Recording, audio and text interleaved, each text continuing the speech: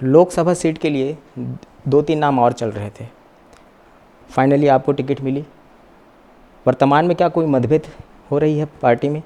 नहीं हो रही। सबसे ज़्यादा अमित शाह यहाँ जांजगीर ज़िले में फोकस कर रहे हैं। सबसे इम्पोर्टेंट सीट जांजगीर ज़िले को माना गया है। क्या बयान है आपका? सभी अभी अब हमारे अमित शाह जी आए थे, सभी केंद्रीय नेताओं का दौरा लगातार चल रहा है। आपके विपक्ष में कांग्रेस ने कद्दावर नेता को उतारा है यहाँ से, पूर्व में वो भी मंत्री भी रहे हैं। कितनी चुनौती मानते हैं आप शिवराज कुमार डहरिया जी को? मैं उसको चुनौती नहीं मानती हूँ। अभी तो विधानसभा चुनाव हार के आए हैं। जांजगीर चांपा क्षेत्र में विकास को लेकर क्या कुछ रणनीति आपके दिमाग में है? जितने हमारे केंद्रीय योजनाएं हैं उसको लाएंगे, मोदी जी की गारंटी है। हम उसको ज़मीनी स्तर पे लेके जा रहे हैं। यहाँ मोदी की गारंटी काम कर रही है कि यहाँ कार्यकर्ताओं का मेहनत काम कर रहा है? दोनों काम कर रहे हैं। मोदी जी की गारंटी भी कर रही है और हमारे सब भारतीय जनता पार्टी के कार्यकर्ता, जनता जनार्दन सब साथ में हैं।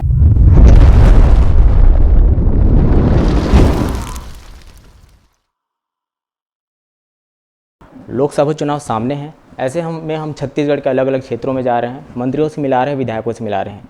इसी कड़ी में आज हमारी मौजूदगी है जांजगीर ज़िले में। साथियों नमस्कार, मेरा नाम है आभास मधुकर और आप देख रहे हैं द न्यू न्यूज़ का खास कार्यक्रम सवाल जो आपका है।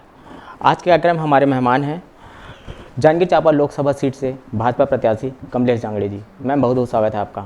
धन्यवाद भैया जी। हमारे कार्यक्रम की पहली कड़ी रहती है मैम, हम आपके जीवन के बारे में जानना चाहते हैं। कौन है कमलेश जांगड़े? आप अपने जीवन के बारे में बताइए, फिर अपने चर्चा को आगे बढ़ाएंगे। मैं श्रीमती कमलेश जांगड़े, अभी भारतीय जनता पार्टी ने मुझे प्रत्याशी बनाया है जांजगीर लोकसभा क्षेत्र से। शिक्षा कहाँ तक हुई है आपकी? कहाँ से? मेरा शिक्षा एमए हिंदी साहित्य है। कहाँ पढ़ा आपने? मैं शक्ति में पढ़ी हूँ। जन्म स्थान कहाँ है? जन्म स्थान मेरा मुंगेली जिला का छोटा सा गांव है पदमपुर, वहाँ है। राजनीति में कब आना हुआ आपका? राजनीति में मैं 2005 से आई हूँ। 2005 से 15 तक सरपंच रही और संगठन में काम करते करते, बूथ स्तर से काम करते करते बूथ में काम की, फिर मंडल में उपाध्यक्ष रही, मंडल में मंत्री रही, फिर प्रदेश कार्य समिति महिला मोर्चा में रही, अनुसूचित जाति मोर्चा में रही।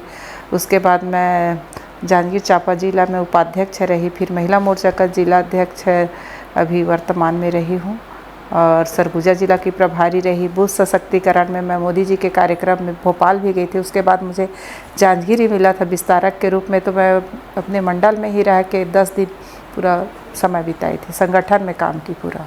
आपने हिंदी साहित्य में एमए किया है। छात्र जीवन से ही राजनीति में रुचि थी क्या आपकी? जी रुचि थी मेरे को, खेल कूद, धर कूद, बहुत सारी चीज़ों में मेरे को अच्छा, भाजपा पार्टी ही क्यों? भारतीय जनता पार्टी ही क्यों? अब मुझे संगठित पार्टी बहुत अच्छी लगी, भारतीय जनता पार्टी, और मैं संघ परिवार से हूँ, गायत्री परिवार से हूँ, तो मुझे मोदी जी की बहुत अच्छी। लोकसभा सीट के लिए 2-3 नाम और चल रहे थे। फाइनली आपको टिकट मिली। वर्तमान में क्या कोई मतभेद हो रही है पार्टी में, पार्टी के अंदर? नहीं हो रही। नहीं हो रही है। सबसे ज़्यादा अमित शाह यहाँ जांजगीर ज़िले में फोकस कर रहे हैं। सबसे इम्पोर्टेंट सीट जांजगीर ज़िले को माना गया है। क्या बयान है आपका? सभी अभी हमारे अमित शाह जी आए थे, सभी केंद्रीय नेताओं का दौरा लगातार चल रहा है। यहाँ सांसद रह चुके हैं गुहाराम जी, उनका टिकट काट कर आपको मिला। पार्टी ये निर्णय क्यों ली? देखिए, गुहाराम जी भी अच्छा काम किए हैं और पार्टी सबको मौका देती है, ऐसा नहीं है। गुहाराम जी का भी 5 साल बहुत अच्छा रहा है और पार्टी हमारे सबको मौका देती है। मुझे भी मौका मिला है और संगठन सर्वोपरि है। मैम चुनाव सामने हैं, क्या कुछ तैयारियां चल रही हैं? सभी 8 विधानसभाओं में हमारा दौरा चल रहा है और सभी जनता जनार्दन का सबका आशीर्वाद मिल रहा है, सभी वरिष्ठों का, और 180 गांव का अभी तक मेरा दौरा हो चुका है। आपके विपक्ष में कांग्रेस ने कद्दावर नेता को उतारा है यहाँ से, पूर्व में वो भी मंत्री भी रहे हैं। कितनी चुनौती मानते हैं आप शिवराज कुमार डहरिया जी को? मैं उसको चुनौती नहीं मानती हूँ। अभी तो विधानसभा चुनाव हार के आए हैं। इसके पहले हमारे सनम जांगड़े जी भी हराए हैं, कमला दीदी पाटले भी हराई हैं उनको, तो मैं उसको चुनौती नहीं मानती हूँ। जांजगीर चांपा क्षेत्र में विकास को लेकर क्या कुछ रणनीति आपके दिमाग में है? जितने हमारे केंद्रीय योजनाएं हैं उसको लाएंगे, मोदी जी की गारंटी है। हम उसको ज़मीनी स्तर पे लेके जा रहे हैं।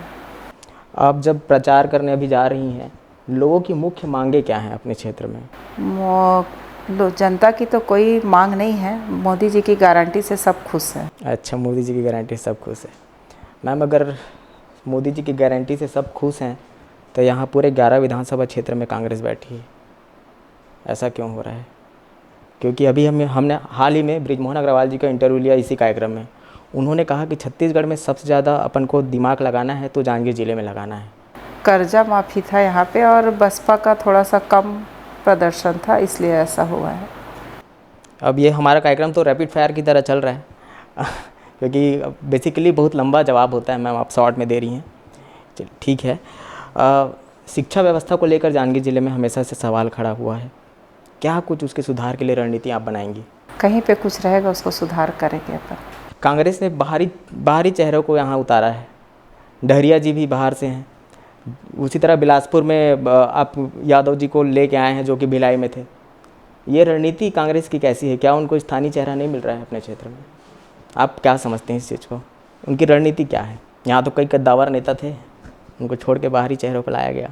अब कांग्रेस वालों को अपना प्रत्याशी मिल रहे हैं, इसलिए बाहर प्रत्याशी को ला के यहाँ पे लड़ाया जा रहा है। मैम, पुरुष प्रधान समाज में एक महिला को यहाँ सीट दिया जा गया है। क्या सभी कार्यकर्ता और पदाधिकारी साथ दे रहे हैं आपके चुनाव प्रचार में? मेरे पूरे प्रदेश के ज़िले के सभी, मेरे मंडल के बूथ के सभी जनता जनार्दन का आशीर्वाद है, सबका सपोर्ट मिल रहा है।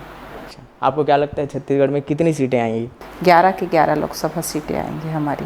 ये एकदम कॉन्फिडेंट है मैम? पिछली की तरह तो नहीं हो जाएगा? नहीं होगा, बिल्कुल पार यहाँ जाके सिमट गई भाजपा, ऐसा तो नहीं होगा? नहीं, ऐसा नहीं होगा।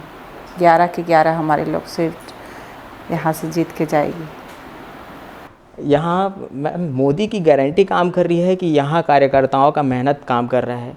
दोनों काम कर रहे हैं। मोदी जी की गारंटी भी कर रही है और हमारे सब भारतीय जनता पार्टी के कार्यकर्ता, जनता जनार्दन सब साथ में हैं। कि मोदी की गारंटी में जो योजना जो निकाली गई है, महतारी वंदन योजना, चुनाव से पहले कुछ और बात लिखे गए थे और जब वो लागू हुई तो उसके नियम कानून बदल दिए गए, बहुत सारी महिलाएं इस पर वंचित हो गई है। क्या कुछ कहेंगे आप? सभी महिलाओं को महतारी वंदन का मिल रहा है सम्मान, और कुछ लोगों का थोड़ा सा आधार कार्ड वगैरह मिस्टेक हुआ था इसलिए, लेकिन अब वो भी आचार संहिता के बाद सब ठीक हो जाएगा।